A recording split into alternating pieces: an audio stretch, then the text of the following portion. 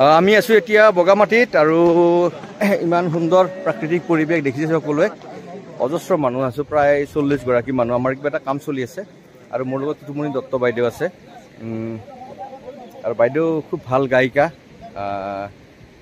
তেখেতৰ গান শুনিলে আমাৰ হৃদয় জুৰাই যায় মই সিদিনা তেখেতৰ এটা অনুষ্ঠান মই প্ৰায় 4 বাৰমান চালোঁ বাইদেউৰ আৰু বাইদেউৰ লগত খুব আমাৰ সুহৃদ সম্পৰ্ক এইখিনি বগামাটি এই যে পিছফালে দেখিছে সব বগা হিলৰ পাহাৰ কাৰণে বগামাটি বুলি কয় মই তাক প্ৰথম কবিতা গাই লওঁ তাৰপিছত বাইদেৱে এটি গান আপোনালোকক শুনাব পলাই যাও বল ফুলেশ্বৰী পলাই যাও বল ফুলেশ্বৰী ৰাতি 12 বজাত তোৰ নঙলা মুখত ৰৈ থাকিম ৰাতি 12 বজাত তোৰ নঙলা মুখত ৰৈ থাকিম কাণ উনাই থাকিবি ফুলেশ্বৰী কাণ উনাই থাকিবি ফুলেশ্বৰী হুহুৰিয়াই মাতিম কাণৰ কাণফুলি খুলি থৈ আহিবি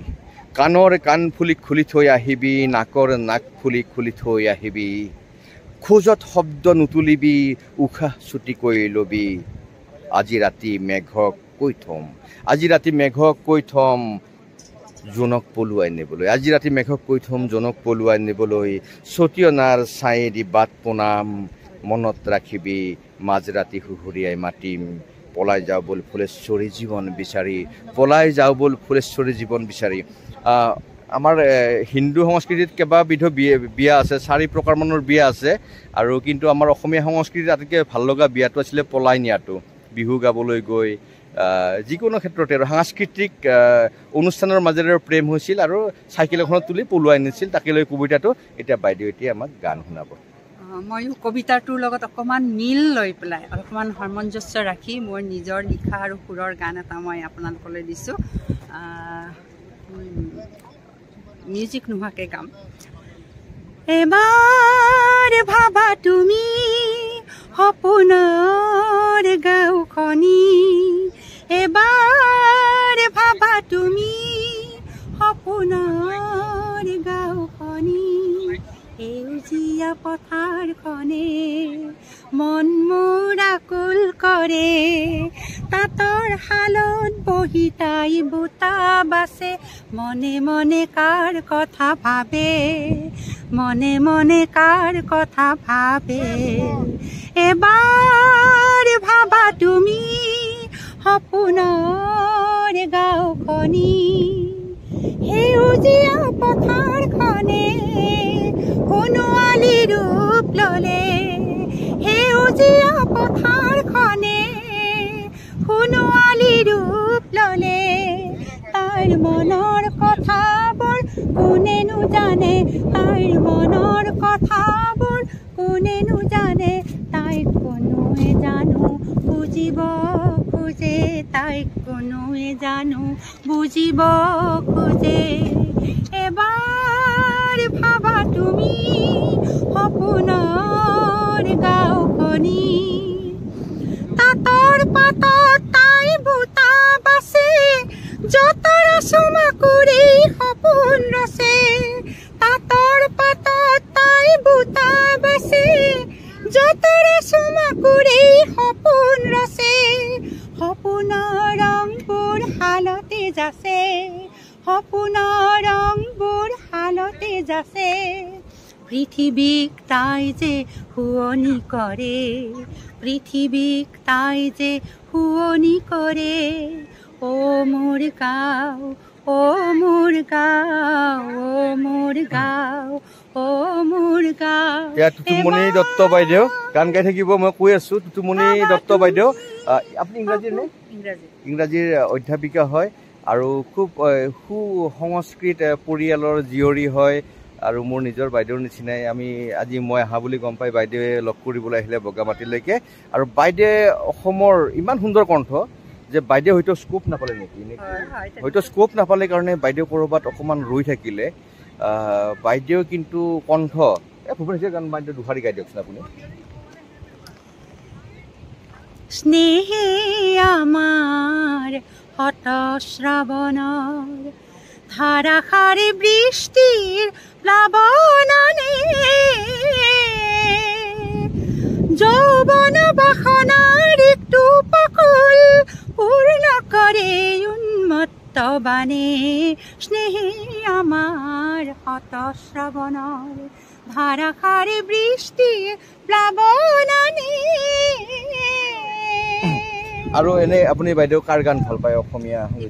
দীপালী বাইদেউ এটা গান গাব আপুনি কণমান বৰশীৰে চিপ কণমান বৰশীৰে চিপ কণমান বৰশীৰে চিপ জিয়া জিয়া জিয়া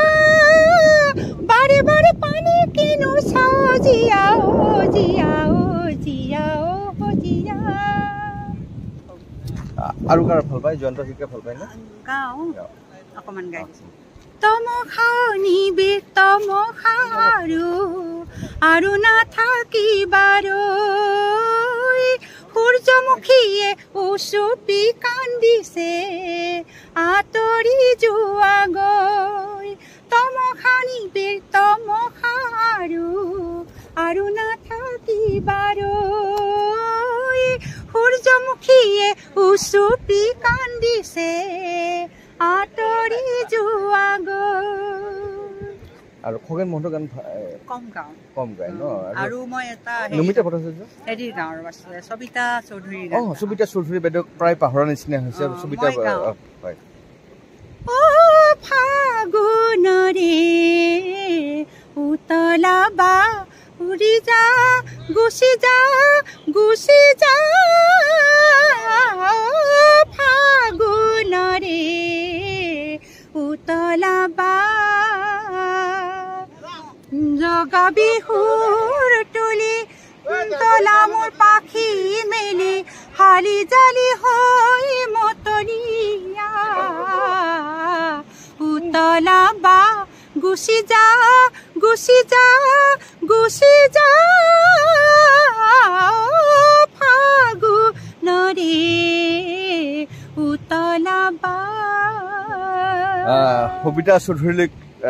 বাইদেউক চাগে আজি সকলোৰে মনত পৰিব টুটুমণি দত্ত বাইদেউৰ গানটো শুনি আৰু মোৰ পেজটো হ'ল এনেকুৱা মোৰ পেজটো মোৰ কবিতাকে অকল প্ৰতিষ্ঠা কৰাৰ উদ্দেশ্য নহয় বা মোৰ কবিতাবিলাককেই প্ৰচাৰ কৰাৰ উদ্দেশ্য নহয় মই যিমান পাৰোঁ লোক সংস্কৃতি দেখাবলৈ বিচাৰোঁ আৰু যিবিলাক শিল্পী আছে হয়তো প্ৰচাৰৰ অভাৱত ৰৈ গ'ল মই আজিকালি তেওঁলোকৰ কাষলৈ যাওঁ আৰু মই টুটুমণি দত্ত বাইদেউক যেনেকৈ দেখুৱালোঁ তেনেকৈ মই সেই অনুষ্ঠানলৈ গৈ পেলাই সকলোকে দেখুৱাবলৈ চেষ্টা কৰোঁ আৰু আশা কৰোঁ আপোনালোকে ভাল পাব টুটুমণি দত্ত বাইদেউৰ কণ্ঠ আপোনালোকে শুনি গম পালে কিমান শক্তিশালী কণ্ঠ আৰু কিমান ব্যতিক্ৰমী এক কণ্ঠ তেখেতে যদি সুযোগ পালেহেঁতেন তেখেতে নিশ্চিতভাৱে অসমৰ এগৰাকী অন্যতম জনপ্ৰিয় গায়িকা হ'লহেঁতেন সেইকাৰণে আমি আশা কৰিছোঁ যে আমাৰ গাঁৱে ভূঞে অজস্ৰ শিল্পী এনেদৰে ৰৈ যায় যাৰ কণ্ঠ শক্তিশালী যাৰ সুৰ ভাল কথা ভাল কণ্ঠ ভাল কিন্তু প্ৰচাৰৰ অভাৱত আৰু উলিয়াই নিয়া মানুহৰ অভাৱত মূলতঃ পৃষ্ঠপোষকতা নথকাৰ কাৰণে কিছুমান মানুহ ৰৈ যায় গতিকে মই অনুৰোধ কৰিছোঁ যদি আপোনাৰ ওচৰে পাজৰে তেনেকুৱা নতুন ল'ৰা ছোৱালী ওলাই আহিছে আপুনি পৃষ্ঠপোষকতা কৰক সহায় কৰক সমৰ্থন কৰক আৰু তেওঁলোকক উলিয়াই নিবলৈ চেষ্টা কৰক অকল প্ৰতিষ্ঠিত জনপ্ৰিয়